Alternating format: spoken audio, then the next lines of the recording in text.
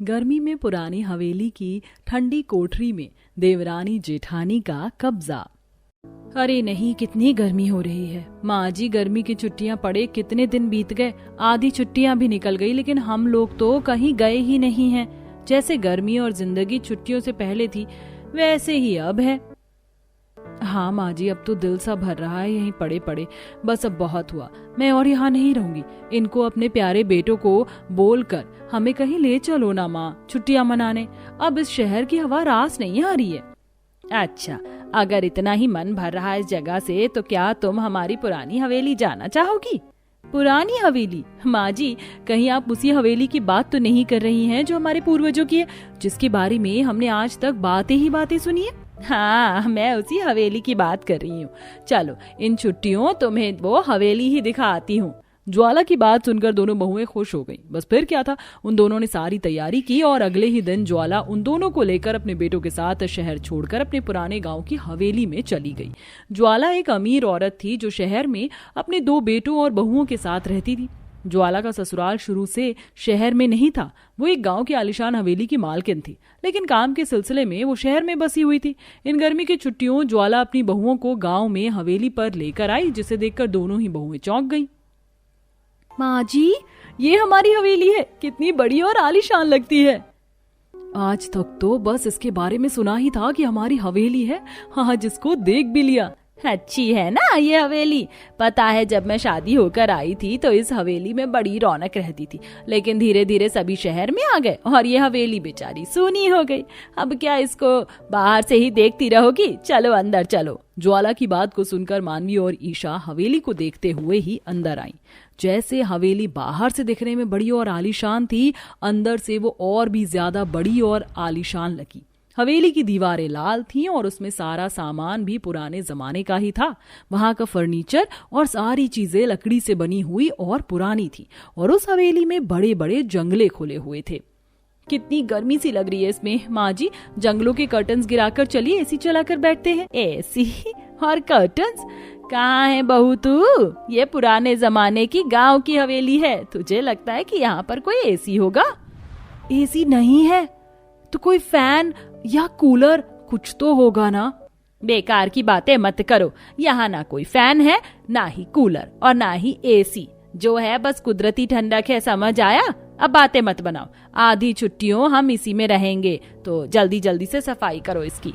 ज्वाला की बात सुनकर दोनों बहुएं चौंक गईं, लेकिन उनके पास कोई दूसरा चारा भी नहीं था, जिसकी वजह से उन दोनों ने ही सफाई करना शुरू कर दिया।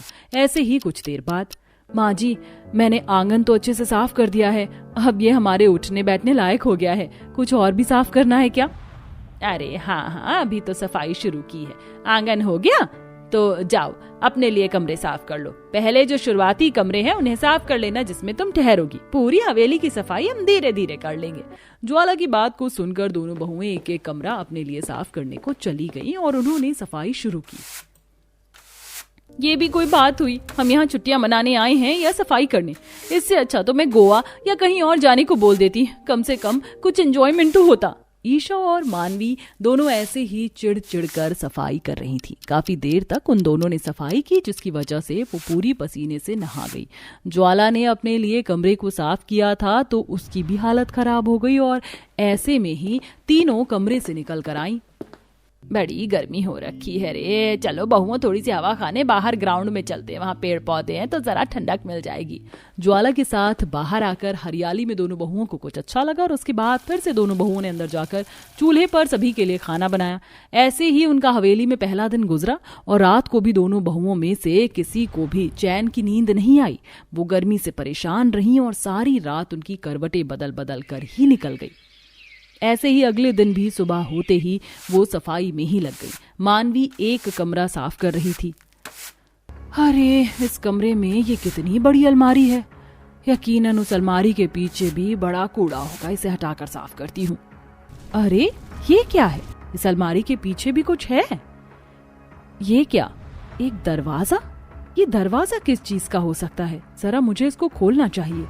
ये हवेली तो पहले ही बड़ी पुरानी है, क्या करूं? ईशा को लाती हूँ। मानवी दरवाजा देखकर हैरान थी। उससे अकेले उसको खोलने की हिम्मत नहीं जुटाई गई, जिसकी वजह से वो अपनी देवरानी ईशा को भी वहां लेकर आई और भाभी, मुझे नहीं लगता इसको खोलना सही रहेगा। पता नहीं ये ऐसे क्यों बंद है, लेकिन बिना खोले पेट में भी तो खदबदी उठती रहेगी। चलो छोड़ो, देखा जाएगा। Risk is always better than regret.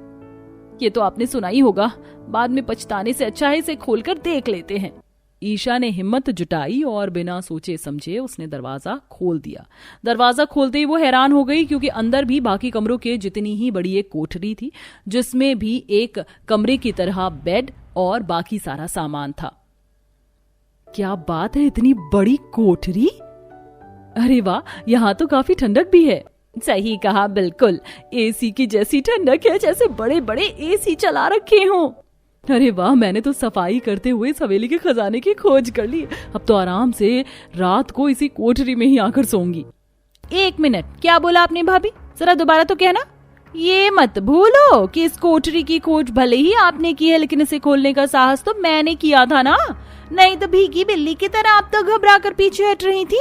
मैं आपको इस कोठरी पर कैसे कब्जा करने दूं? ये मेरी है। अच्छा, और मैं तुम्हें ऐसी लग रही हूँ कि मैं तुम्हें ये आसानी से लेने दूंगी?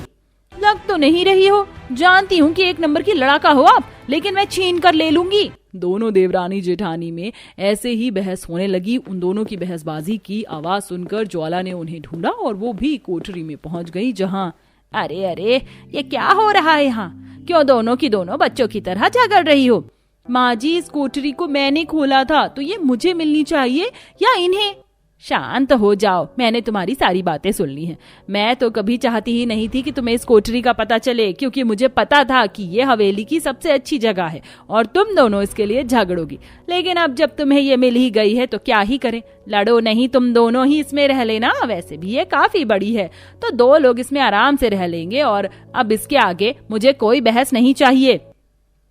ज्वाला की बात सुनकर दोनों देवरानी जेठानी ने समझौता कर लिया और एक दूसरे के साथ वो हवेली में रहने को राजी हो गई। सारा दिन उन्होंने ठंडक के चक्कर में हवेली की कोठरी में ही गुजार दिया, और जब रात हुई तब, हे भगवान, ये कोठरी कितनी वीरान और अंधेरी लग रही है रात में। एक तो ये पहले ही एक कमरे के अंदर को है। मुझे कुछ सुनाई दिया। क्यों मुझे भी डरा रही हो?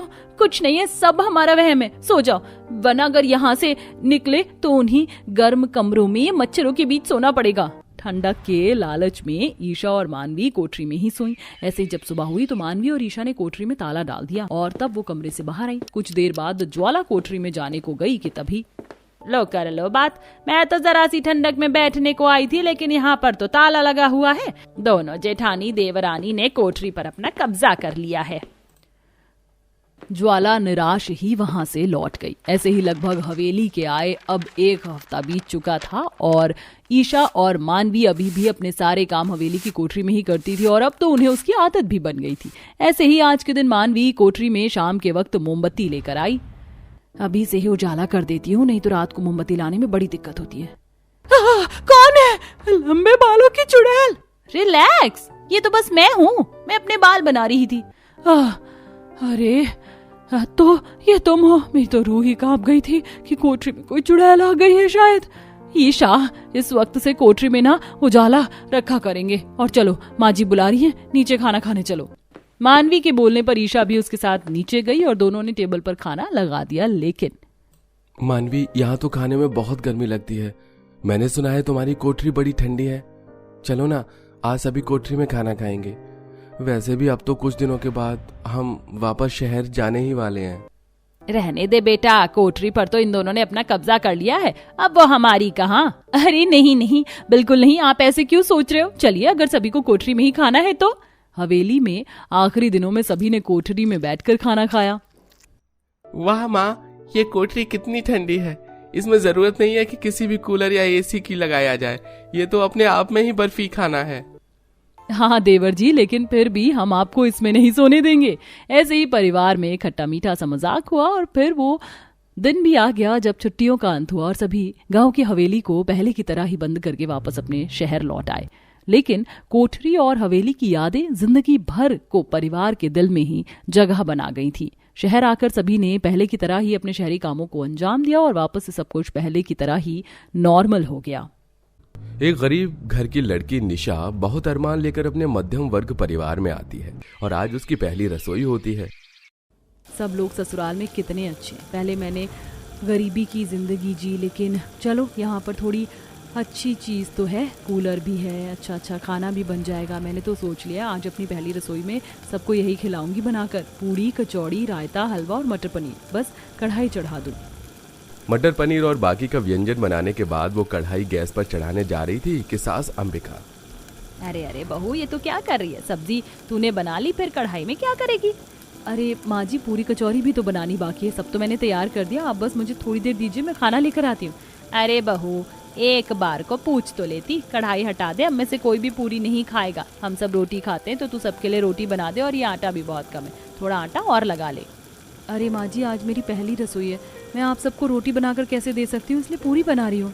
मैंने एक बार बोल दिया तो बोल दिया, हम सब में से पूरी, पराठा, कचौड़ी कोई नहीं खाता है, हम तीनों टाइम सिर्फ रोटी खाते हैं, चावल भी नहीं। तुझे ये बात आज ही समझ आ गई हो, अब सबके लिए रोटी बनाकर ले आ। जी माँ जी।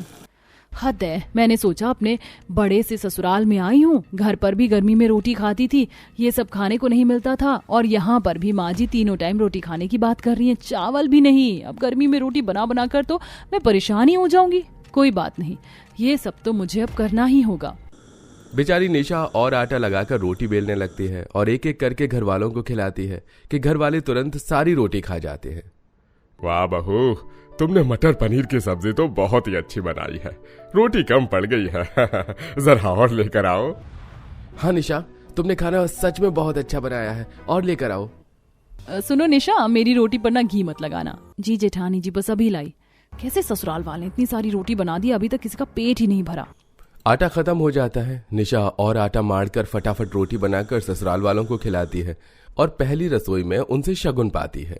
बहू, बहुत अच्छा खाना बनाया था, ऐसे ही दोपहर में भी रोटी बना देना और रात के टाइम भी, और सब्जी बची होगी ना तो दोबारा सब्जी मत बनाना, और रात को सलाद भी काट देना। जी माँ जी। अरे मुझसे तो अपना शगुन ले लो, ये लो। शुक्रिया माँ जी। फिर निशा खुद भी खाना खाने के लिए कुछ देर अपने कमरे में कूलर की हवा खाती है।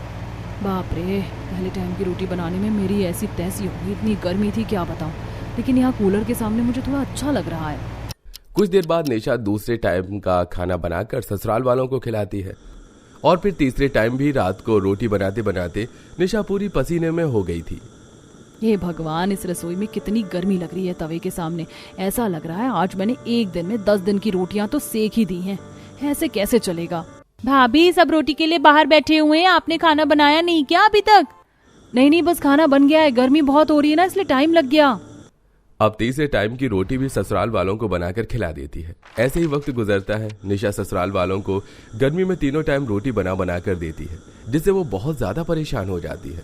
और अब तो घर वाले सुबह नाश्ते में भी चाय के साथ रोटी ही बनवा कर खाया करते थे। भला ये भी कोई खाने का मेल है, कौन सुबह सुबह चाय के साथ रोटी खाता है। अरे बहू, रोटी लाने में कितनी देर लगाएगी, अजवाइन की रोटी पर नमक लगाकर लेकर आइयो, चाय के साथ बहुत अच्छी लगती है तेरे पापा जी को। बस लाई माँ जी। सारे के सारे ससुराल वाले पागल हैं, जब देखो तीनों टाइम रोटी रोटी रोटी रोटी यही ठूसते रहेंगे। फिर निशा रोटी बनाकर अपने ससुराल वालों को देती है और वो चाय के साथ रोटी का आनंद लेते हैं। वाह बहू वाह, आज आजा तू भी बैठ और चाय से रोटी खा, देख कितना स्वाद लगता है। मुझ जैसी गरीब अपने मायके से जिंदगी भर नमक रोटी ही खाकर यहाँ आई है, किसे पता था कि मुझे यहाँ पर भी यही खाना होगा। माँ जी, मैं कह रही थी दोपहर के खाने में दाल मखनी बना लेती हूँ, और चावल, बहुत टाइम से चावल भी नहीं बने। तुझे पता है ना, हम सब लोग तीनों टाइम रोटी खाते हैं, फिर तू चावल का जिक्र क्यों कर रही है? हम सब रोटी ही खाते हैं। ऐसा करना, तुम अभी आलू की रोटी बना लेना और उसके साथ को देने को चटनी।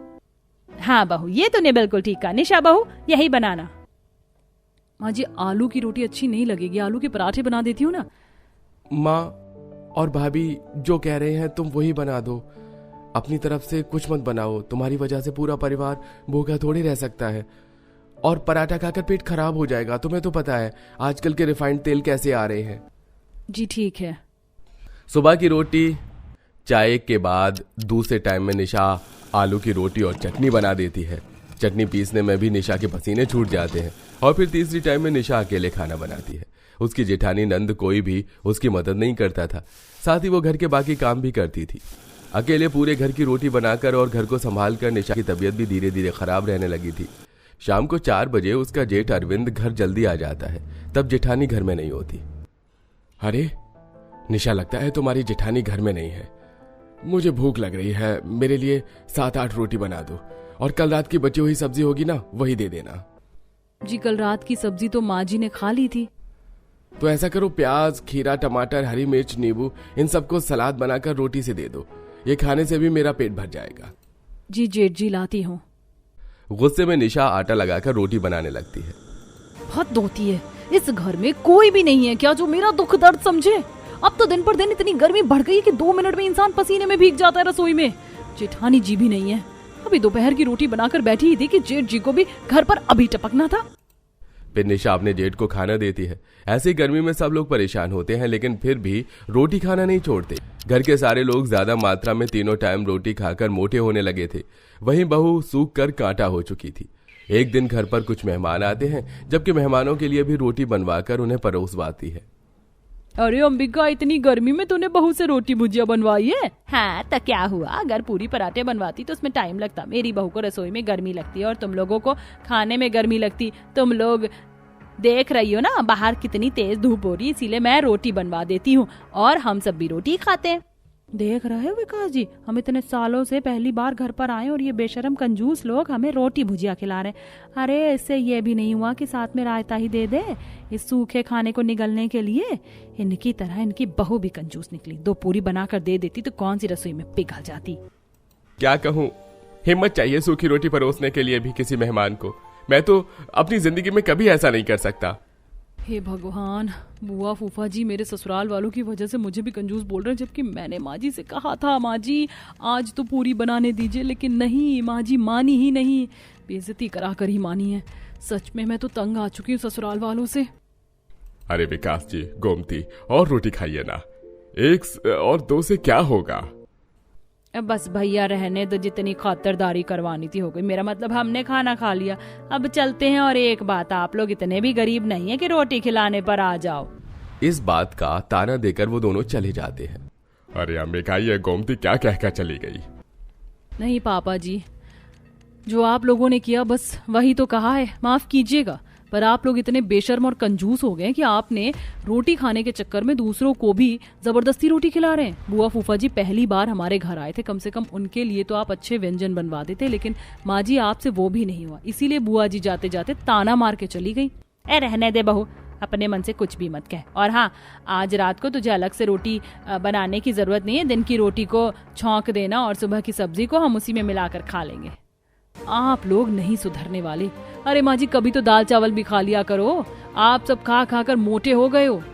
आप सीधा सीधा कह दीजिए ना, आपको रोटी बनाने में तकलीफ होती है। हाँ होती है, लेकिन आप लोगों को समझ थोड़ी आता है। किसी को भी मेरी फिक्र नहीं है। बस गर्मी में मैं अकेले ही 3 टाइम की रोटी बनाकर परेशान होती हूँ, कोई मेरी मदद नहीं करता।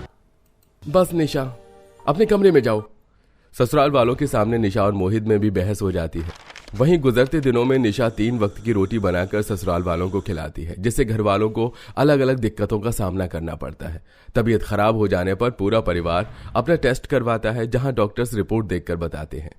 कमाल है, एक तरफ आपकी बहू है जो इतनी पतली हो गई हैं, दूसरी तरफ आप सबने रोटी खा खाकर अपना वजन बढ़ा लिया है। ब्लड प्रेशर का लेवल भी बढ़ गया है। ऊपर से और भी दिक्कत है। अगर आप 3 टाइम लगातार रोटी ही खाएंगे तो इससे बीमारी तो बढ़ेगी ही ना। लेकिन डॉक्टर ऐसा कैसे हो सकता है? हम गेहूं की रोटी खाते हैं, मैदा थोड़ी। माताजी, आप कोई भी सेहतमंद चीज ज्यादा मात्रा में खाएंगी तब भी आपको इन बीमारियों का सामना करना पड़ सकता है। जरूरी नहीं है अच्छा खाना खाकर सब अच्छा रहे। शरीर को बैलेंस करने की जरूरत है। जैसे कभी हल्का खा लिया, कभी चटपटा खा लिया, चावल वगैरह खा लिए। और इन्हें भी अपना खास ख्याल रखने की जरूरत है। इन्हें बहुत कमजोरी हो गई है। काश डॉक्टर यही बात ये पहले समझ जाते। अब बहू, हमसे गलती हो गई, हमें माफ कर दे। अब से हम 3 टाइम रोटी बनाकर तुझे परेशान नहीं करेंगे। तू फेर बदल करके खाना बनाना। इस तरह ससुराल वाले 3 टाइम रोटी छोड़कर दाल, खिचड़ी, चावल खाना शुरू कर देते हैं, जिससे निशा को 3 टाइम रोटी बनाने से निजात मिल जाती है।